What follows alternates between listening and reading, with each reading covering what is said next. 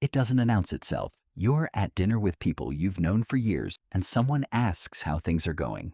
And you smile, and you say good, really good, and you mean it. But you don't say anything else. Not because you're lying, because somewhere along the way, you learned that the truth about your life is a door you stopped opening for people. And the strange part, you don't remember closing. Most people assume privacy is something you choose, like a setting you switch on. But the people who've actually built it, who've really structurally, deliberately disappeared from the version of themselves the world could see, they'll tell you something different.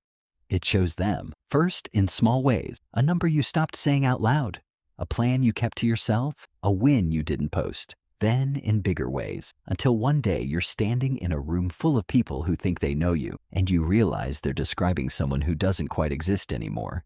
And the thing is, you're not sad about it. That's the part that's hard to explain.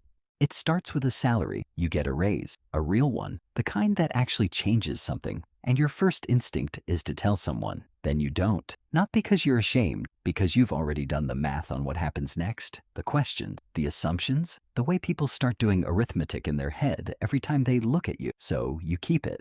And it feels fine, normal even. Then it's a business. You start something quietly at work, and you realize the moment you say it out loud, it stops being yours. People have opinions about things they didn't build. They have concerns, suggestions. They want to be involved or credited, or at least kept updated. And none of that is malicious. It's just human. But you've started to understand something about humans. They don't know what to do with information they didn't ask for. They hold it wrong. So you build the habit. Less said, less explained, less justified. You stop announcing plans before they're done. You stop sharing numbers. You stop letting people watch the process, because watching the process means watching you fail and watching you pivot and watching you doubt. And somewhere in there, they start to confuse the struggle with the destination. They think the hard chapter is the whole book. So you close the book and you keep writing in private. The wall doesn't feel like a wall at first. It feels like clarity.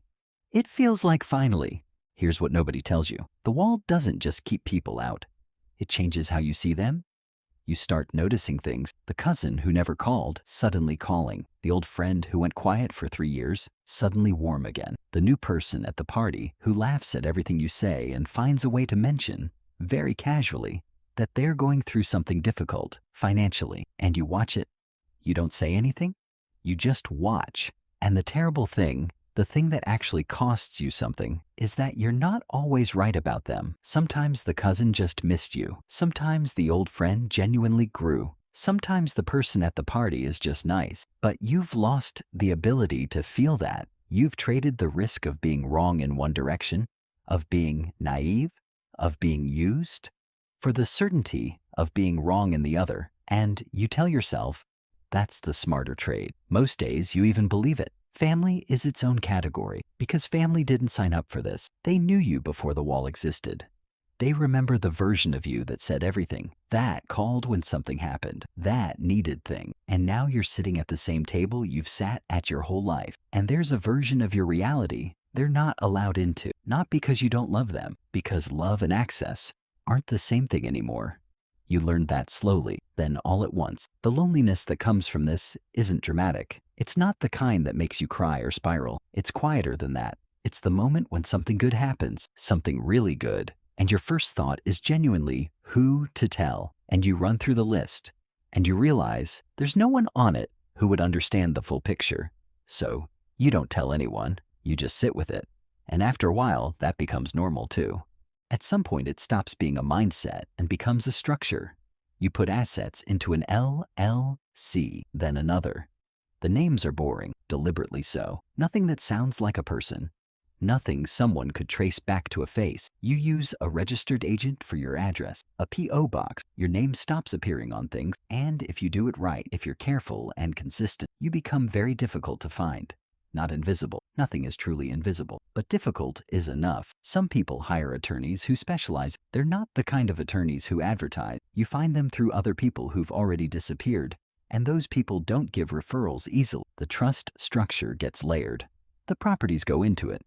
The accounts sit behind it, on paper, and paper is all most people ever look at. You don't own very much. The phone is clean, not paranoid clean, just clean. You don't need location sharing on. You don't need your full name in apps that don't require it. You don't announce travel. None of this is dramatic. It's just hygiene. The same way someone who grew up in a rough neighborhood learns to walk differently without thinking about it. You've learned to exist in the world in a way that gives away as little as possible.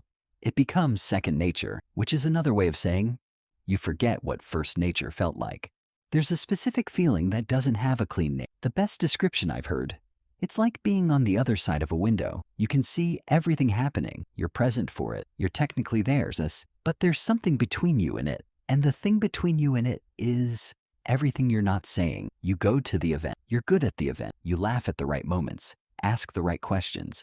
Make people feel heard, but you're also watching yourself do it. There's a part of you that's always slightly outside the room, observing, calculating, deciding what to reveal and what to hold. And that part never fully relaxes, even alone, because the version of yourself you show to other people over time starts to feel more real than it should. You've performed it so consistently that you're not always sure where the performance ends. You know your opinions on your aesthetic, your humor, but the full accounting of your life, the numbers, the structures, the fears you actually have, the things that would actually change how someone sees you, that lives in a place that almost no one visits, and a place that no one visits, starts to feel like it might not exist. That's the cost. Not money, not opportunity. The cost is the permanent low-grade awareness that you are, in some fundamental way, alone with the truth of your life. Some people pay that cost and call it worth it. Some people pay it and spend years trying to find one person. Just one they can let through the glass. Most people who've built this far eventually stop looking. Not out of resignation, out of something colder than that. Acceptance. So here's where I leave you, not with an answer, because I don't think there is one that works for everyone, but with the question that people in this position sit with.